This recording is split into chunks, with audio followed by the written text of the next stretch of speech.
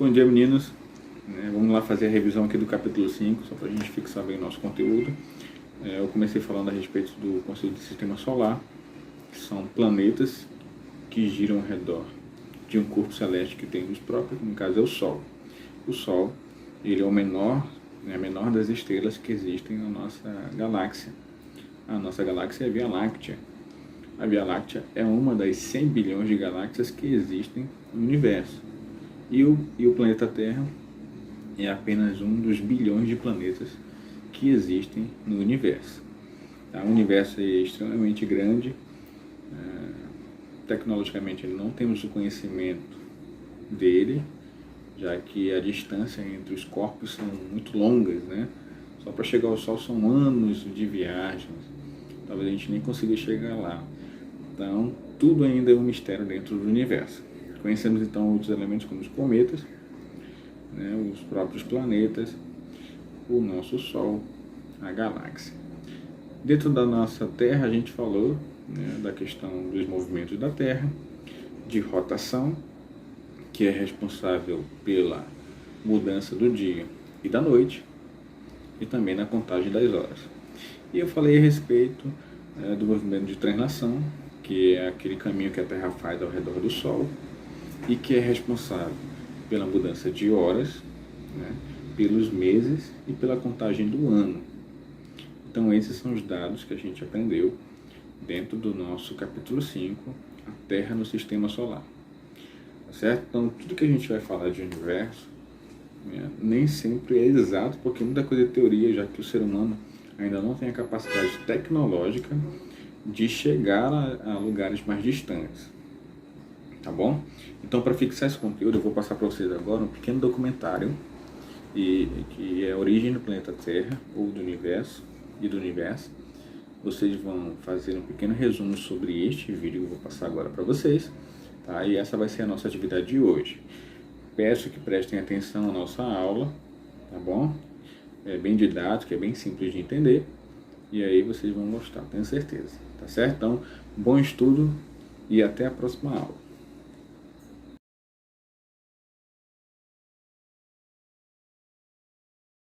Você provavelmente já deve ter ouvido que você é poeira das estrelas. Bom, parcialmente isso é verdade, mas em um podcast que eu estava ouvindo, que também é fonte para esse vídeo, chamado SciCast, foi dita a seguinte frase: a gente está mais para um resto de obra. Então, vamos entender comigo por que a gente está mais para um resto de obra. Isso é uma nuvem cósmica, uma nebulosa, uma formação de gás que estava à deriva no universo e foi se juntando, até ficar desse tamanho que a gente está vendo. Quer dizer, representativamente, não literalmente. Essa nossa nuvem é composta de estrelas mortas que explodiram em supernovas, material errante que estava à deriva no universo e até coisas que se mantiveram intactas desde o Big Bang.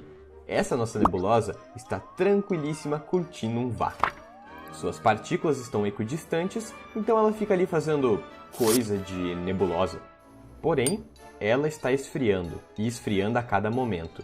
E quanto mais fria ela fica, é mais fácil que as partículas que estão equidistantes, ou seja, têm todas as mesmas distâncias uma das outras, se juntarem.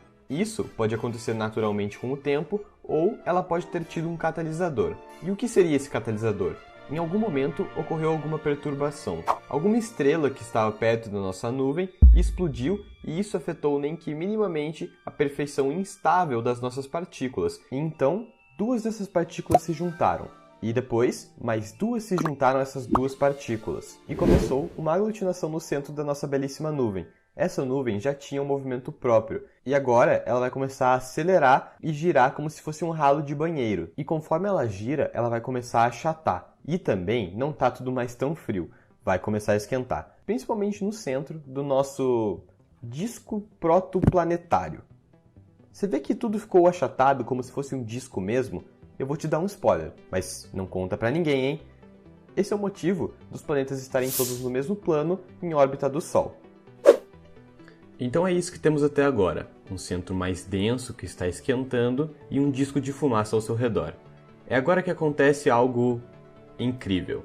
Com o aumento de temperatura e a pressão no nosso núcleo, inicia-se um processo de fusão nuclear do hidrogênio. Esse processo libera radiação que ilumina tudo. Nascia assim o nosso belíssimo Sol. Ele não é lindo? Ele não é charmoso? Ele não é carismático? Esse nosso belíssimo Sol, no momento que ele começar a radiar luz, ele também vai fazer tudo que um ventilador Philips PV400 faz. E vai começar a soprar as coisas para longe. Isso é uma forma de radiação que chamamos de vento solar.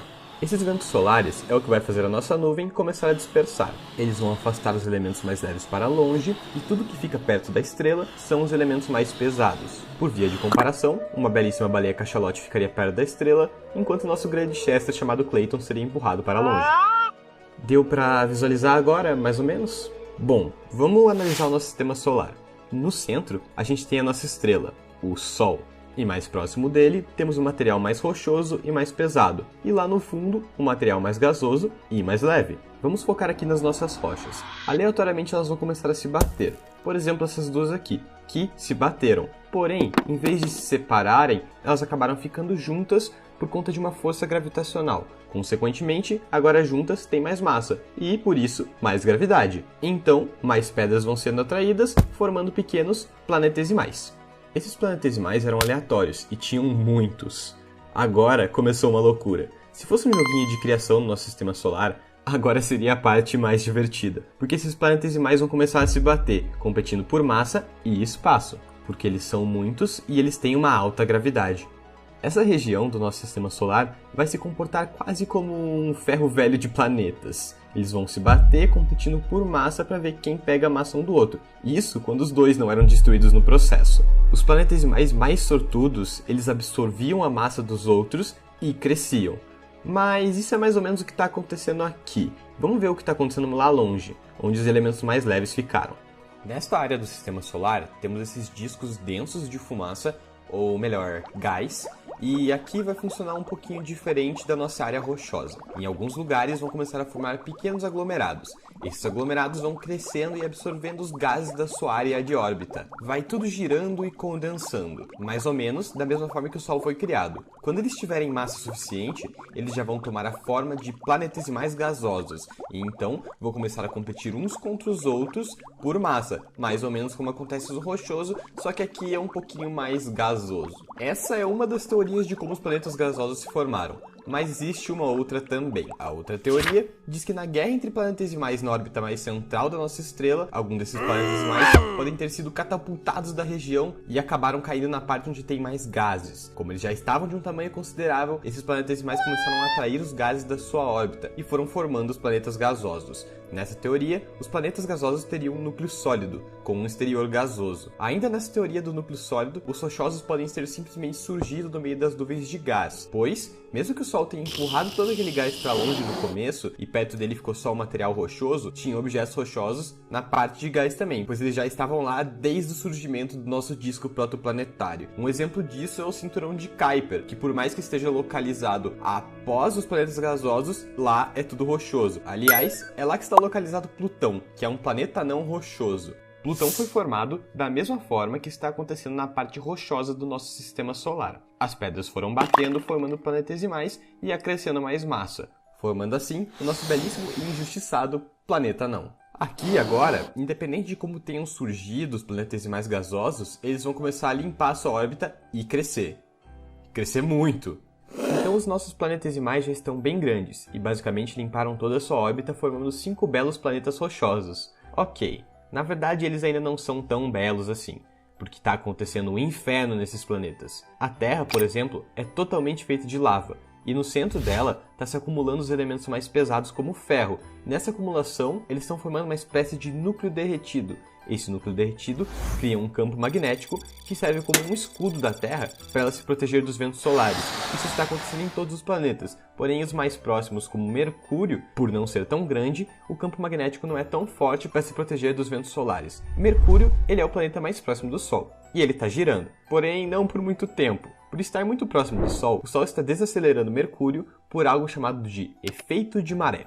O efeito de maré atua da seguinte forma: vamos pensar na Lua e na Terra. A Lua um dia já esteve girando, entretanto, a Lua hoje não está mais girando, porque entre o ponto da Lua mais próximo da Terra e o ponto da Lua mais longe da Terra, temos 12 mil quilômetros. O que acontece é que neste ponto mais próximo, a gravidade que a Terra exerce é um pouco mais forte do que no ponto mais longe, e isso causa uma desaceleração na órbita da Lua.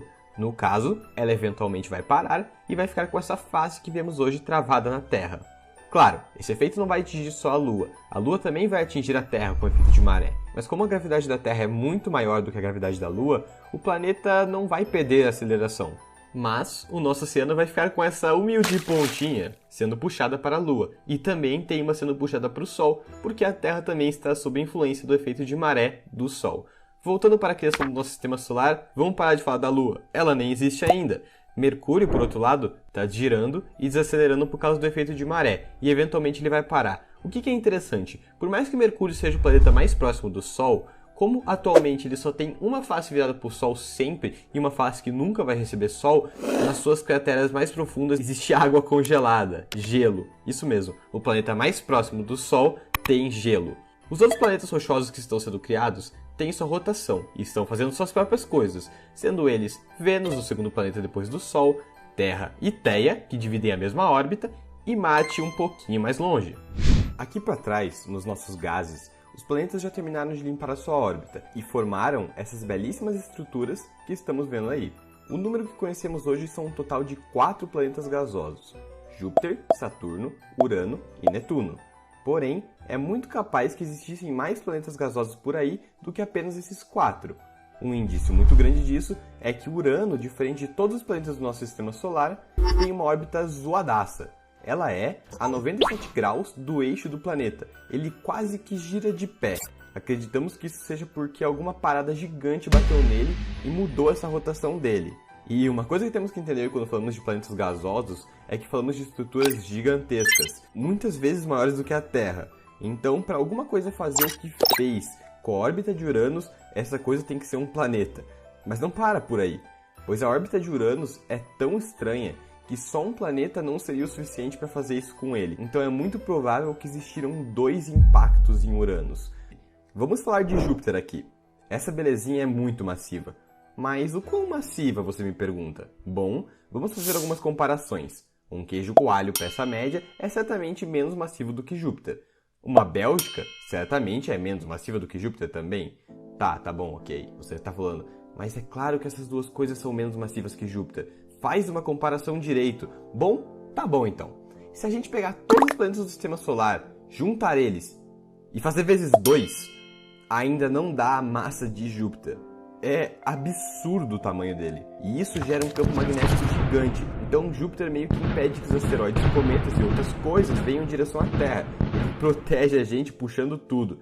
E devido a puxar coisa pra caramba, esse planeta tem 79 luas. Tá, que tem umas que são uns cocôzinhos minúsculos, mas tem umas que são imensas. Com Júpiter formado, e Marte também, entre esses 2 planetas vai se formar um cinturão de asteroides. Meio que todos aqueles pedregulhos que existem lá desde o início do sistema solar, que queriam formar planetesimais e depois planetas, eles não vão conseguir fazer isso. Pois a gravidade de Júpiter e Marte afetam eles, impedindo que eles formem algo grande. Claro, a gravidade de Júpiter afeta muito mais que a de Marte, mas eles vão tentar se juntar e esses 2 planetas vão puxar, impedindo que eles formem algo grande. Tá, ok, mesmo que esse cinturão de asteroide conseguisse formar uma coisa com toda a sua massa, não ia ser nada muito impressionante. Se juntarmos toda a massa de todos esses objetos do cinturão de asteroides, temos o total incrível de 1/4 da nossa Lua. Então não é nada impressionante. Saturno, se jogarmos ele na banheira, ele boia. Sim, ele boia. Saturno é menos denso do que a água. Saturno é o segundo maior planeta do sistema solar e ele tem esses belíssimos anéis, que são resultado de objetos que foram destruídos por causa da pressão da atmosfera de Saturno ou por colisões e ficaram ali e formaram essa bela imagem desse belo planeta. Depois dele, Uranus. Ele é o planeta mais frio do sistema solar, com temperaturas médias de 224 graus negativos. E o último planeta que temos é Netuno. É o menor dos planetas gasosos e é quase tão frio quanto Uranus, com sua temperatura média de 210 graus negativos. Netuno tem um papel fundamental no cinturão de Kuiper que a gente falou anteriormente. O cinturão de Kuiper é outro cinturão de asteroides, que não vão formar planetas por causa da influência de Netuno. Lembra da Theia, que divide a mesma órbita da Terra? Bom, tem um motivo pra gente não falar muito dela no dia a dia. As coisas não acabaram muito bem para nossa amiga Theia. Por ser menor que a Terra acabou se desprendendo da sua órbita do Sol e indo em rota de colisão para a Terra em alta velocidade. E quando ela colidiu com a Terra, metade da sua massa foi catapultada para o espaço e metade foi absorvida pela Terra. A parte que foi catapultada para o espaço ficou em órbita da Terra e com o tempo foi se juntando e virou nossa Lua. Mercúrio já parou de girar e virou apenas um pedaço de pedra chato sem graça que tem só uma face virada para o Sol. Júpiter deu um peteleco com sua gravidade de alguma porcaria do cinturão de asteroides e catapultou essa pedrinha para Marte. Marte capturou essa pedrinha na sua órbita e agora Marte também tem uma lua apelidada carinhosamente de Phobos. Vamos falar um pouquinho do segundo planeta em órbita do Sol, Vênus, que os antigos astrônomos batizaram com o nome da deusa mais bela, pois ela era a estrela mais brilhante no céu depois do Sol. As pessoas chamavam Vênus de Estrela d'Alva, porque achavam que ele era mesmo uma estrela, pois brilhava muito. Acreditavam também que Vênus era um grande pântano, era azul, lindo e irmão da Terra. Só que não é bem assim. Na verdade, quando a gente enviou sondas para dar umas vasculhadas em Vênus, descobrimos que é um inferno. 96% da atmosfera de Vênus é dióxido de carbono. Ah, mas qual o problema disso? Bom, não muito. Fora o fato que o dióxido de carbono é responsável pelo efeito estufa, ou seja, o calor entra, mas não sai. Então a temperatura média é de 460 graus Celsius, quase um Rio de Janeiro. Além de quente, a pressão atmosférica é de 92 vezes a da Terra. E se isso não for o suficiente, você ainda quer comprar o seu bilhete de passagem para Vênus, chove ácido sulfúrico. Então, melhor não ir para Vênus, vamos para um lugar mais tranquilo, tipo Marte. Mas, voltando para a criação, temos a Terra com a sua lua bonitinha. Ela ainda é feita basicamente de lava. Porém, começou a bater trocentos asteroides de gelo, e isso é uma sorte muito grande para nós. Mas vamos deixar isso de lado por enquanto. Tem um asteroide bonitaço passando por aqui e opa, ficou preso na órbita de Marte. E agora Marte tem mais uma lua, chamada de Deimos. Vamos parar um momento para agradecer Saturno. Sim, Saturno. Eu não estou vendo você agradecer Saturno. Agradece aí, mano. Que ingratidão. Tá, eu vou explicar por que você vai agradecer Saturno e você agradece depois, ok? Por meio de observações em outros sistemas estelares, a gente notou modelos muito curiosos, com planetas do tamanho de Júpiter, orbitando estrelas mais ou menos onde fica Mercúrio. A gente deu o nome a eles de Júpiter quentes. Eles são basicamente um dos maiores eventos cataclísmicos que poderiam ocorrer com o nosso sistema solar. Bom, vamos explicar por quê. Aqui temos Júpiter. Enquanto a Terra e Marte e a rapaziada tá esfriando toda lá para trás, ele vai ser muito grande. E ele vai se desprender da órbita dele e vai começar a espiralar para perto do Sol. Nesse processo, ele vai começar a consumir todos os planetas terrestriais, um por um, e ele não vai parar até chegar próximo do Sol. Então, Marte, Terra, Vênus, Mercúrio, Theia, dependendo do momento, seriam consumidos e incorporados ao gigante gasoso. Porém, Saturno interviu. Saturno é o segundo maior planeta do sistema solar e o segundo em massa também. Ele basicamente segurou Júpiter e impediu que ele espiralasse para dentro. Então, Júpiter e Saturno ficaram estáveis por uma coisa que chamamos de ressonância. Então, valeu, Saturno! Aliás, Júpiter acabou de deixar passar um meteoro, e isso é importante para o futuro. Lembra de todos aqueles asteroides de gelo que estavam batendo na Terra? Bom, agora todos eles estão condensados na atmosfera e está chovendo, e a Terra está esfriando. Ah, não só na Terra, Marte, nosso vizinho, também está fazendo a mesma coisa. Depois de todas as chuvas, na Terra, a temperatura acabou se estabilizando, e agora o planeta é basicamente formado por um grande oceano. A temperatura está agradável, então surgiu uma coisa na Terra. Uma coisa que se alimenta e se reproduz, e isso é chamado de vida. Ó, como é bonitinha! Em Marte também. Digo, não a vida, mas a temperatura se estabilizou e temos oceanos gigantes. Quem sabe surge a vida por lá também, só que o seu núcleo derretido meio que se solidificou. Então Marte acabou perdendo seu campo magnético e agora a radiação do Sol vem com tudo. Os ventos solares varreram a atmosfera de Marte e agora ela virou basicamente esse deserto de areia com pouca água, tempestade de areia constante e uma atmosfera muito fina. Então acho que nada de vida para Marte. E na Terra, a vida tá meio que se matando e caçando umas às outras. Porém, não por muito tempo. Pois lembra daquele meteoro que Júpiter deixou passar? Bom, ele está vindo em alta velocidade em rota de colisão com a Terra e vai cair bem em um pedacito do México. Isso vai desencadear uma catástrofe imensa que vai extinguir grande parte da vida na Terra, criando o petróleo. E depois de muito tempo dessa batida, na Terra vai surgir uma espécie que vai trazer grandes mudanças. Uma espécie muito importante para nós, que vai saber fazer inúmeras coisas, que vai ser querida e que todo mundo vai gostar. Sim, eu estou falando do Dog. Ah, sim, também vão surgir os seres humanos. E os seres humanos, depois de dominar todo o seu planeta, vão começar a fazer explorações espaciais e eventualmente vão conseguir colocar os pés no satélite natural deles. Só que no processo eles meio que acabaram quase destruindo o seu planeta, devastando florestas inteiras para plantar coisas, poluindo os mares com plástico e matando quase todas as outras espécies que coexistiram com eles. E depois de todo um processo galáctico da formação de um Sol e de um planeta, a história desses pequenos seres é repleta de atrocidades. Mas quem sabe um dia os seres humanos consigam chegar em um consenso e por mais que o universo não ligue que a gente exista ou não e foi só uma série de acasos que pode ter resultado na gente, o universo é muito grande e seria muito desperdício se a gente não conhecesse tudo o que ele tem para oferecer.